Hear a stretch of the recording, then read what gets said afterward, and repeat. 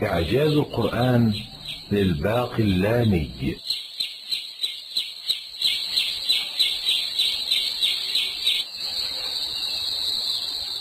مؤلف هذا الكتاب هو أبو بكر محمد بن الطيب بن محمد بن جعفر بن القاسم، ولد بالبصرة وفيها بدأ مرحلة الطلب، فأخذ عن مشاهير علمائها أمثال الباهلي ومحمد بن مجاهد، وهما من تلاميذ أبي الحسن الأشعري المقربين، وعنهم أخذ الباقلاني الكلام وأصول مذهب الأشعري. ثم ارتحل الباقلاني إلى بغداد والتقى بمشاهير علمائها، وفيها نضج عقله واستكمل علمه وشهر أمره، حتى أصبح ممن يشار إليهم بالبنان، وهو ما يزال في شبابه. عرف الباقلاني بقوة الحجة وبراعة المحاورة وسرعة البديهة وطلاقة اللسان وغزارة البيان، وعل في سفارته بين عاضد الدولة وملك الروم ما يشهد بذلك. وللباقلاني بالإضافة إلى عمله بالتدريس وكثرة تلاميذه عشرات الكتب، التي منها كتاب التمهيد، وكتاب إعجاز القرآن، وكتاب هداية المسترشدين، وكتاب الانتصار وغيرها. توفي أبو بكر الباقلاني في بغداد في العام الثالث بعد 104 من هجرة النبي صلى الله عليه وسلم. إعجاز القرآن للباقلاني.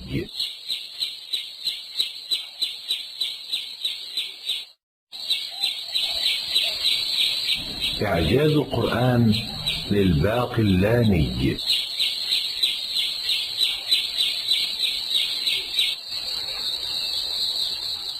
يقدم الباقلاني كتابه بسطور يحدد فيها الدافع الذي دفعه إلى تأليف كتابه إعجاز القرآن، كما يحدد الهدف من التأليف، ثم يحدد منهجه. أما سبب تأليف هذا الكتاب فهو ما رآه الباقلاني من قصور في دراسات سبقته، وكان السابقون لم يبسطوا القول في الإبانة عن وجه معجزة القرآن والدلالة على مكانته، وخوض الملحدين في أصول الدين وتشكيكهم أهل الضعف في كل يقين. وكذلك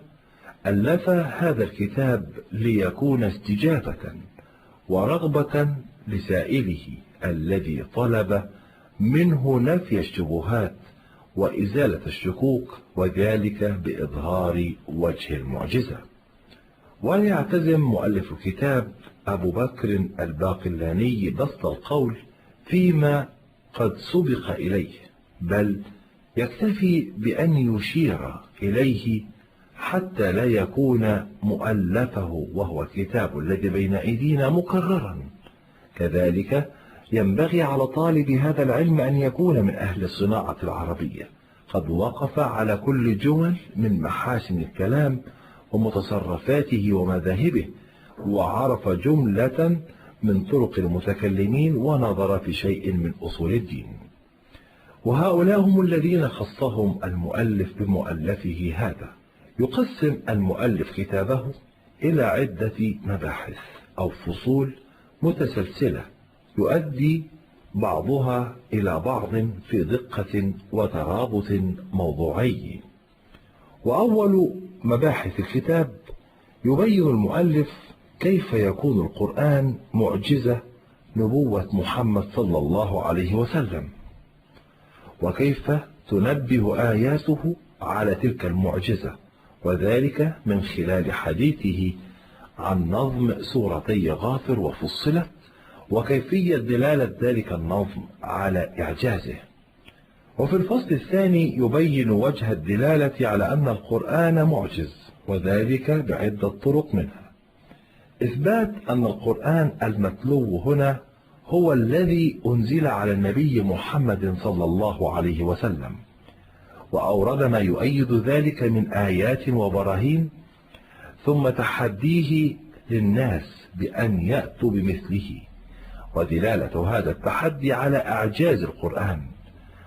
وناقش المؤلف ما قيل من آراء مخالفة وأثبت بطلانها، ثم تحدث عن الصرفة وأبطل القول بأن البلغاء قادرون على أن يأتوا بمثله لو أن صرفهم الله عن معارضته، ثم نفى الإعجاز عن باقي الكتب السماوية واستدل على ذلك بالكثير من الأدلة. وفي الفصل الثالث يتحدث المؤلف عن وجوه إعجاز القرآن، وهي 3 وجوه عند أصحابه وغيرهم من سابقيه ومعاصريه. الأول يتضمن الإخبار عن الغيوب، وذلك مما لا يقدر عليه البشر ولا سبيل لهم إليه، واستشهد المؤلف على ذلك بكثير من الأدلة التاريخية. أما الوجه الثاني من وجوه إعجاز القرآن الكريم أنه كان معلوما من حال النبي صلى الله عليه وسلم أنه كان أميا لا يكتب ولا يحسن أن يقرأ، وكذلك كان معروفا من حاله أنه لم يكن يعرف شيئا من كتب المتقدمين وأقاصيصهم وأنبائهم وسيرهم، ثم أتى بجمل ما وقع وحدث من عظيمات الأمور ومهمات السير من حين خلق آدم عليه الصلاة والسلام إلى حين مبعثه صلى الله عليه وسلم. أما الوجه الثالث من وجوه القرآن في كونه بديع النظم عجيب التأليف متناهيا في البلاغة إلى الحد الذي يعلم عجز الخلق عنه. ويذكر المؤلف أن جميع أقوال أصحابه من الأشاعرة وغيرهم كانت على هذه الجملة. أما الباقلاني فقد أراد الكشف عن معاني هذه الجملة وتوضيح الوجوه التي يشتمل عليها بديع نظمه المعجز، فبدأ بالمعنى الأول من هذه الوجوه وهو المتصل بهذه الجملة، فقال: وذلك أن نظم القرآن على تصرف وجوهه وتباين مذاهبه خارج عن المعهود من نظام جميع كلامهم، ومباين للمألوف من ترتيب خطابهم، وله أسلوب يختص به ويتميز في تصرفه عن أساليب الكلام المعتاد. ولكي يؤكد ما ذهب إليه استقصى الباقلاني كلام العرب الفني فوجده على 5 أقسام لا يدخل نظم القرآن تحت أي منها، وهي: أولا أعريض الشعر على اختلاف أنواعه، ثانيا أنواع الكلام الموزون غير المقفى، ثالثا أصناف الكلام المعدل المسجع، رابعا أصناف الكلام المعدل الموزون غير المسجع، خامسا أنواع الكلام المرسل. أما القرآن فإنه إذا تأمله المتأمل تبين بخروجه عن أصناف كلامهم وأساليب خطابهم أنه خارج عن العادة وأنه معجز، وهذه الخصوصية ترجع إلى جملة القرآن وتميز حاصل في جميعه. أما المعنى الثاني أو الخصوصية الثانية لنظم القرآن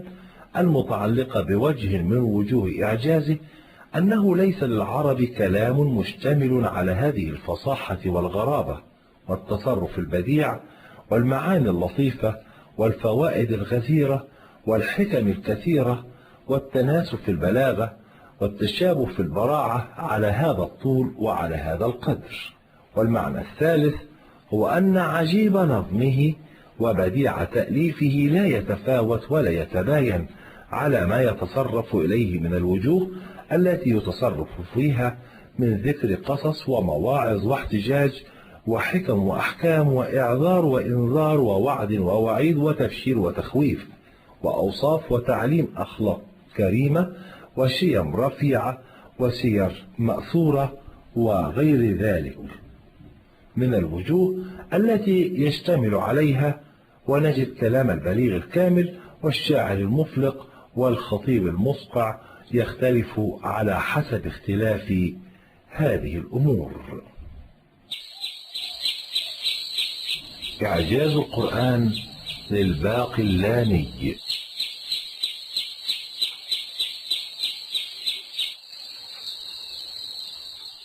وعلى هذا يلاحظ أن الباقلاني يتخذ من فكرة التفاوت في الشعر والنثر دليلا على إعجاز نظم القرآن وارتفاع مستواه عن مستوى أساليب البشر التي لا تتلخص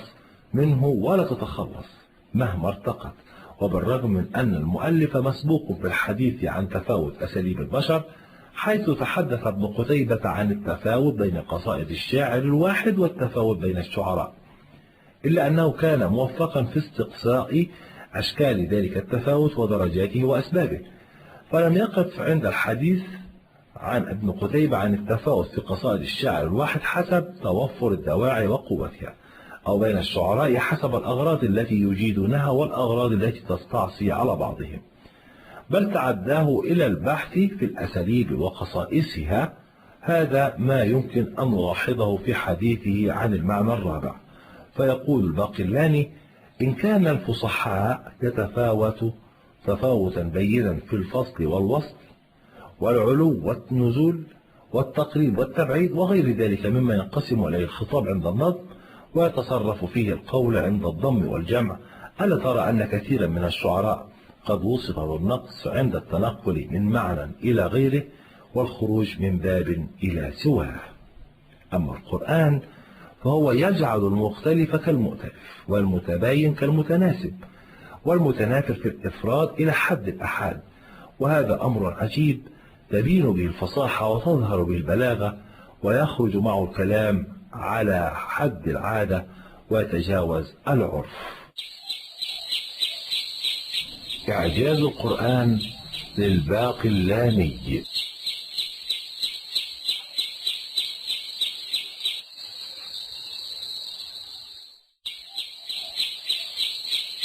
إعجاز القرآن للباقلاني.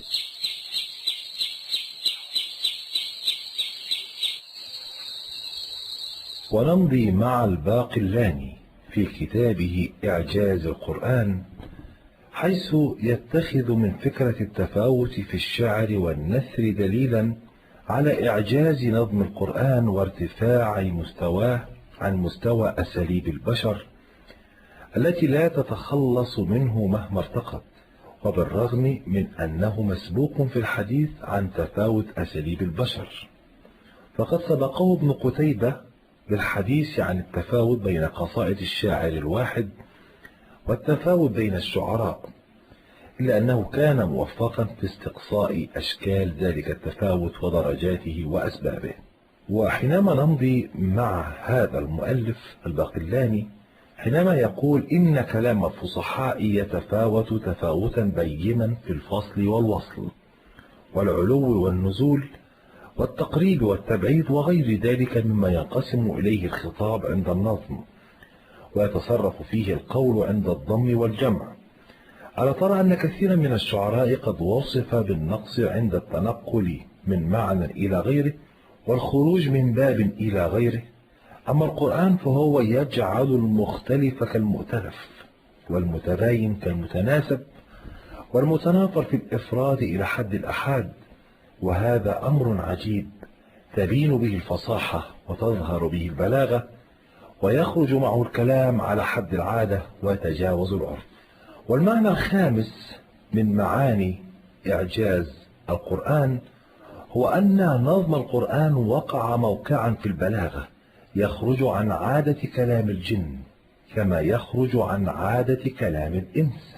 فهم يعجزون عن الإتيان بمثله كعجزنا ويقصرون دونه كقصورنا. والمعنى السادس وهو أن الذي ينقسم عليه الخطاب من البسط والاقتصار والجمع والتفريق والاستعارة والتصريح والتجوز والتحقيق ونحو ذلك من الوجوه التي توجد في كلامهم موجودة في القرآن، وكل ذلك مما يتجاوز حدود كلامهم المعتاد بينهم في الفصاحة والإبداع والبلاغة. أما المعنى السابع وهو أن المعاني التي تضمنها في أصل وضع الشريعة والأحكام والاحتجاجات في أصل الدين والرد على الملحدين على تلك الألفاظ البديعة وموافقة بعضها بعضا في اللطف والبراعة مما يتعذر على البشر ويمتنع. ثم يبين المؤلف سهولة اختيار الألفاظ للمعاني المتداولة، وأما تخيل الألفاظ لمعاني المبتكرة مع براعة اللفظ وبراعة المعنى والوصول إلى أرقى درجات البلاغة فهو الأمر الذي يختص به القرآن وحده. والمعنى الثامن هو أن الكلام يتبين فضله ورجحان فصاحته بأن تذكر منه الكلمة في تضاعيف الكلام، أو تقذف ما بين شعره فتأخذها الأسماع وتتشوف إليها النفوس، ويرى وجه رونقها باديا غامرا دون ما تقرن به، كالدرة التي ترى في سلك من الخرز، وكالياقوت في واسطة العقد. ويستقيم كلام الباقلاني هذا إذا أخذناه على محمل آخر،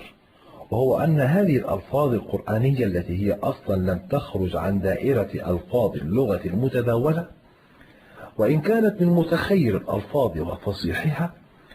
ارتبطت مكانتها في نفوس المسلمين بما تحمله من معان جليلة، فإذا ما استعيرت في شعر أو نثر فإن معناها القرآني يبقى قائما في النفوس إلى جانب معناها في العبارة نثرا أو شعرا. وعلى هذا ترى في تضاعيف الكلام كثيرة، وهي غرة في جميعه وواسطة في عقده، والمنادى على نفسه بتمييزه وتخصصه برونقه وجماله واعتراضه في حسنه ومائه. أما المعنى التاسع فهو أن الحروف التي بني عليها كلام العرب 29 حرفا، وعدد الصور التي افتتح بها بذكر الحروف 28 صورة، وجملة ما ذكر من هذه الحروف في أوائل الصور من حروف المعجم نصف الجملة وهو 14 حرفا، ليدل بالمذكور على غيره وليعرفوا أن هذا الكلام منتظم من الحروف التي ينظمون بها كلامهم. ثم يتحدث المؤلف عن تقسيمات هذه الحروف إلى مهموسة ومهجورة وحروف حلق وغيرها وحروف شديدة وحروف رخوة والمضق منها والمنتفخ، واستدل بوقوع نصف عدد هذه الحروف حسب كل تقسيم من هذه التقسيمات في جملة الحروف التي تشتمل عليها أوائل الصور على أنها من عند الله عز وجل. المعنى العاشر في هذا الكتاب هو أنه سهل سبيله، فهو خارج عن الوحشي المستكره والغريب المستنكر وعن الصنعة المتكلفة، وجعله قريبا إلى الأفهام يبادر معناه لفظه إلى القلب ويسابق المغزى منه عبارته إلى النفس،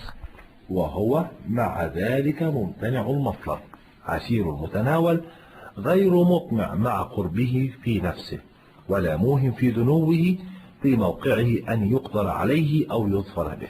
وبعد أن يلخص المؤلف وجوه الإعجاز البياني للقرآن في تلك الأقسام 10 أو المعاني 10 السابقة،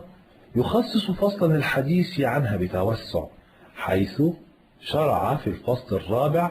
في حديث عن وجوه إعجاز القرآن. بعد ذلك ينتقل إلى مبحث متعلق بجزئية من جزئيات الإعجاز الواقع في النظم والتأليف. وفي حديثه عن السجع يذكر الباقلاني أصحابه من الأشاعرة ويبين حرصهم على نفي السجع من القرآن، ثم يفند آراء غيرهم ممن يرون أن السجع موجود في القرآن، ومن ذلك قوله: وهذا الذي يزعمونه غير صحيح، ولو كان القرآن سجعا لكان غير خارج عن أساليب كلامهم، ولو كان داخلا فيها لم يقع بذلك إعجاز، ولو جاز أن يقولوا هو سجع معجز لجاز لهم أن يقولوا شاعر معجز، وكيف والسجع مما كان يألفه الكهان من العرب، ونفيه من القرآن أجدر بأن يكون حجة من نفي الشعر، لأن الكهانة تنافي النبوات وليس كذلك الشعر. ويتحدث في الفصل السابع عن فنون البديع، فيعدد فنونه المعروفة ويقارن بين موقعها في بليغ الشعر والنثر ومواقعها في آيات القرآن، ثم وصل إلى أن القرآن يجمع كل فنون البديع في أرفع درجاتها، ويتميز عن كلام البشر وانحطاط درجة قولهم ونزول طبقة نظمهم عن بديع القرآن. وبالرغم من هذا التمايز الواضح إلى أن الباقلاني يرفض رأي من اتخذ البديع سبيلا إلى معرفة إعجاز القرآن، وذلك لأن هذه الوجوه إذا وقع التنبيه عليها أمكن التوصل إليها بالتدريب والتعود والتصنع، وذلك كالشعر الذي إذا عرف الإنسان طريقه صح منه التعمل له وأمكنه نظمه، والوجوه التي تقول إن إعجاز القرآن يمكن أن يعلم منها فليس مما يقدر البشر على التصنع له والتوصل إليه بحال. ويقول المؤلف: وإنما ننكر أن يقول قائل إن بعض هذه الوجوه بانفرادها قد حصل فيه الإعجاز من غير أن يقارنه ما يصل به من الكلام ويفضي إليه، مثل ما يقول إنما أقسم به وحده بنفسه معجز، وإن التشبيه معجز، وإن التجنيس معجز، والمطابقة معجزة. إعجاز القرآن للباقلاني.